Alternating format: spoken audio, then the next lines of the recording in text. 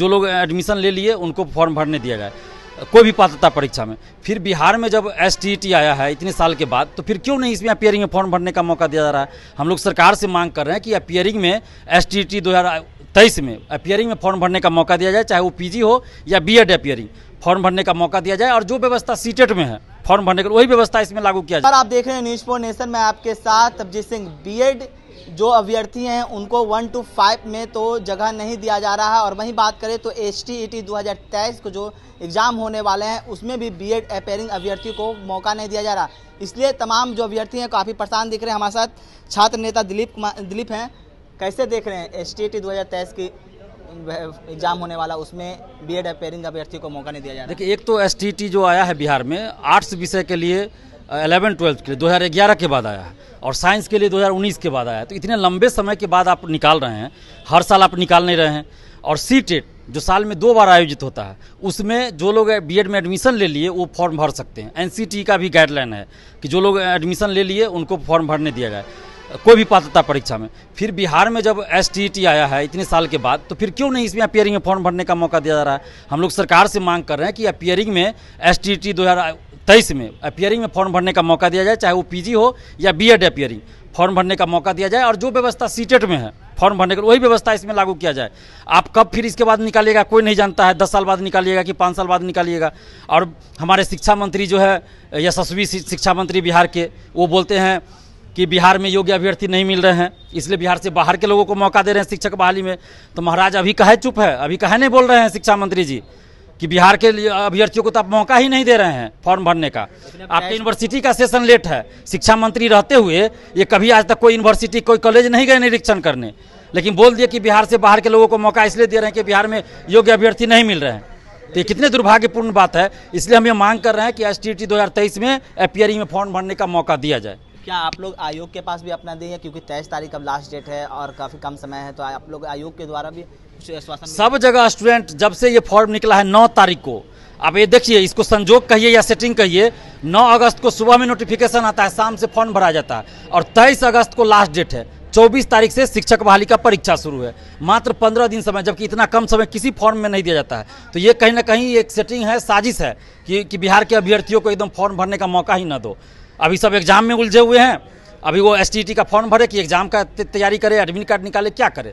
और इतना कम समय दिया गया है, और उसमें भी प्रॉब्लम हो रहा है कि पेमेंट फंस जा रहा है, 2 बार पेमेंट किया फंस जा रहा है। तो हम मांग कर रहे हैं STET 2023 में अपीयरिंग में फॉर्म भरने का मौका मिले, चाहे BEd अपीयरिंग हो या आपको PG अपीयरिंग, एडिट का मौका दिया जाए, फॉर्म भरने की तिथि 15-20 दिन आगे बढ़ाई जाए। एक और सवाल लेंगे, जिस तरह से अभी बिहार में शिक्षा बहाली होने वाली है और 1 to 5 में बीएड के अभ्यर्थियों को मौका नहीं दिया जा रहा है, और अतुल प्रसाद हैं जो बोल रहे हैं एग्जाम दीजिए आप लोगों को, बाद में देखा जाएगा, तो क्या लगता है कि उन लोग अभ्यर्थियों को भी अटकाएगा सरकार? देखिए, सबसे बड़ी बात तो ये है ना कि सरकार को, शिक्षा विभाग को ये स्पष्ट कर देना चाहिए कि अगर आप परीक्षा ले रहे हैं बीएड वाले को 1 to 5 के लिए, तो अगर वो मेरिट में आते हैं मार्क्स के आधार पे, BPSC में जो परीक्षा होगी उसके मार्क्स का, तो उनको नौकरी दीजिएगा या बाहर कर दीजिएगा उस समय ये कह के कि NCT या सुप्रीम कोर्ट का ये गाइडलाइन है, ये आदेश है, अभी क्लियर कर दीजिए आप। तो अभी क्यों नहीं क्लियर करें, बिना ये स्पष्ट किए हुए आप एग्जाम ले रहे हैं, तो ये बहुत बड़ा जो है अन्याय स्टूडेंट्स के साथ हो रहा है। और ऐसा सिर्फ इसलिए किया जा रहा है ना कि अगर एग्जाम नहीं लेंगे तो पैसा लौटाना पड़ेगा। ये 3,90,000 या 3,80,000 जो डाटा है बीएड वालों का जो 1 to 5 में है, तो उनका पैसा वापस करना पड़ेगा अगर परीक्षा नहीं लेंगे। तो इसलिए सरकार चाह रही है कि चलो एग्जाम किसी तरह ले लो ताकि पैसा वापस नहीं करना पड़े। मुझे तो यही लग रहा है। अगर ऐसी बात नहीं है तो सरकार पहले स्पष्ट कर दे कि आप परीक्षा लीजिएगा तो जो पास करेंगे उनको नौकरी दीजिएगा कि नहीं दीजिएगा, ये स्पष्ट कर दे। और 6 से 8 की वैकेंसी क्यों नहीं निकाली गई? हम बार बार चिल्ला के गांधी मैदान से कहते रहे, सरकार से मांग करते रहे कि 6 to 8 की वैकेंसी निकालिए, नहीं तो सीट खाली रह जाएगा।